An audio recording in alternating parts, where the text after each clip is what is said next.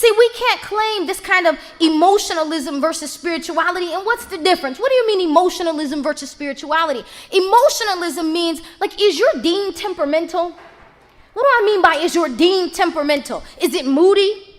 Right? Is sometimey? Like, there's some weeks I can pray. I'm praying all night. I'm praying qiyamul layl. And next month I can't. I'm not praying Dhuhr, Asr, Maghrib, and definitely not Isha because I'm too tired. Right?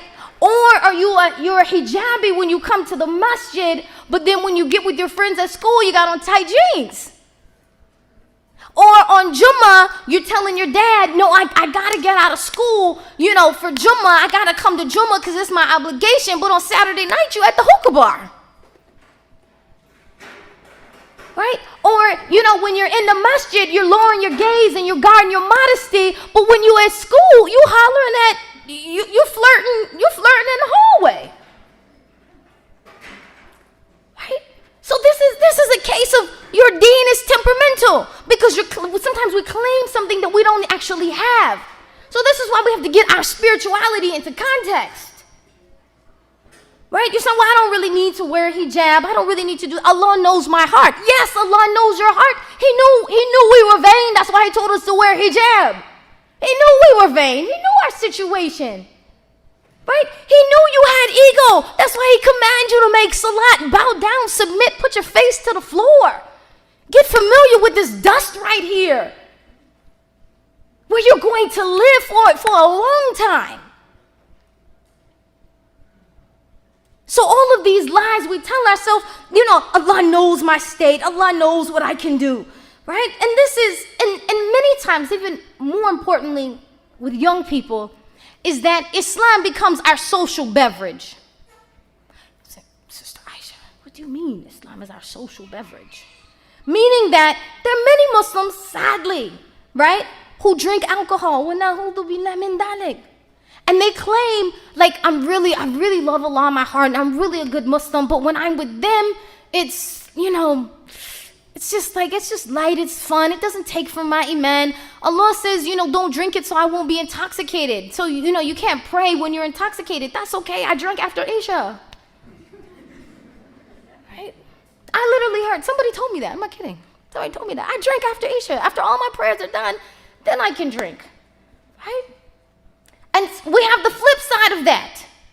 We have people who are saying, well, really and truly, I'm actually not in the in crowd. Those people who drink and go to hookah bars, they actually don't like me because I'm really not cool enough for them. So, but these kids who go to the masjid, they like me. So I have a chance with them, so I go hang out with them.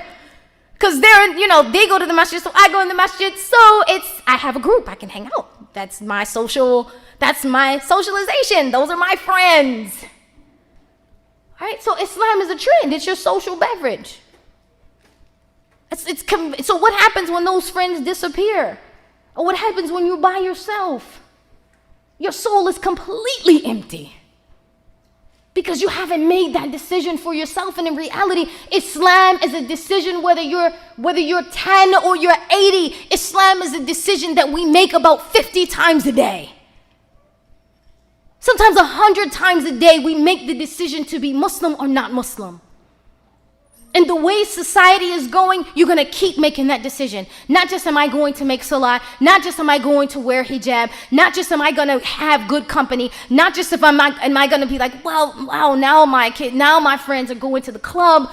Not just in that situation. It's going to be about bigger things. Whether or not you'll stand up for yourself. Whether or not you'll stand up for the Muslim who's being bullied. Whether or not you'll stand up for Palestine. Whether or not you'll stand up for Black Lives Matter. Whether or not you'll stand up for the Ethiopian sister who was murdered by her husband. Or whether or not you'll flip it on your phone and keep it going. Islam's submission to Allah and to follow the Prophet ﷺ in reality is a decision we're making 50 times a day. And if we were to ask ourselves, what is the percentage that we're actually successful in obeying the commandments in the Quran and the example of the Prophet ﷺ, I ask us sincerely examine that. What's the percentage of our success?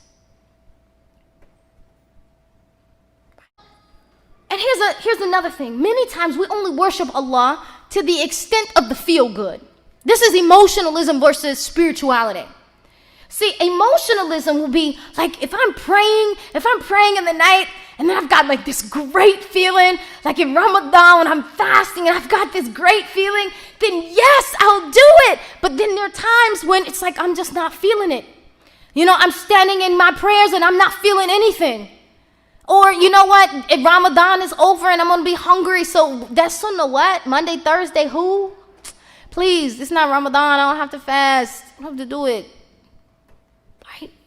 So in reality, what we're worshiping is not Allah, we're only worshiping that good feeling. We're worshiping the high. Because when the high is gone, so is my deen. So is my qiyam al-layl. So is my recitation of Quran. And many times Allah will remove the good feeling from you. Why? So you can come to Him crawling. Ya Rabbi, see my heart. Ya Rabbi, see how weak I am. Ya Rabbi, see how empty I am. Ya Rabbi, fill me with love for you. Why? Because that's what somebody who's thirsty, they're yearning and they're begging for water. Then they come begging and crying to Allah, Ya Rabbi, give me. But when you're full, I'm good. I want to say this last and I'll close out, inshallah. Allah subhanahu wa ta'ala, inside of you, there's a Jannah already inside you. There is a garden already inside you. Allah subhanahu wa ta'ala has laid a field inside of you. It lies in your thoughts, it lies in your prayers, it's in your heart, as we just discussed. But you've got to water it. You've got to pluck out the weeds that are choking, that are literally choking the truth inside you. The vanity, the ego, the machismo, the rebellion, you've got to pluck that out. Because many times I just want to address this really quickly. It happens with sisters and brothers. Many times we're like, and we have to be very careful, even in our spirituality, because sometimes we take this spirituality, we hang out with certain people, and there's some people who want to take it like, oh, I want to be this elite group, right? So their lack of understanding of spirituality will lead them to a certain arrogance like shaitan. And there are other people that they don't necessarily want the attention of the masses, they just want the attention of a few. And this actually leads them to they're coming to the masjid, they're doing the work, but they're having secret relationships with each other. وَنَعُوذُ بِاللَّهِ. Why? Oh, because he understands me. Oh, she knows how I think. Oh, she listens to my poetry. Right? She understands my heart. وَنَعُوذُ بِاللَّهِ مِنْ ذَلِكَ. There's nobody else I can talk to except for this one. I promise you, this is not true spirituality. Right? Shaitan is tricking you. And you've got to be careful. Because what is that about? Oh, I want attention. I'm looking for a certain type of love, right? I'm looking for a certain type of affection. I'm looking for somebody to pay attention to me. Get back to the root of what's inside you and get those weeds out of all the sickness and the disease of your heart and your soul. Pluck that out so your true spirituality can grow. Right? And then when you've got on the straight path and you've got a little bit of a routine, firm up yourself. Make yourself strong. Don't be like a tree in the wind, right? Well, this is the new trend, right? No, stand firm up your deen. Do it with good suhbah, with good people, good companions. May Allah subhanahu wa ta'ala make you forever firm upon sirat al-mustaqim. May Allah subhanahu wa ta'ala make us people of truth. Make us people in true iman.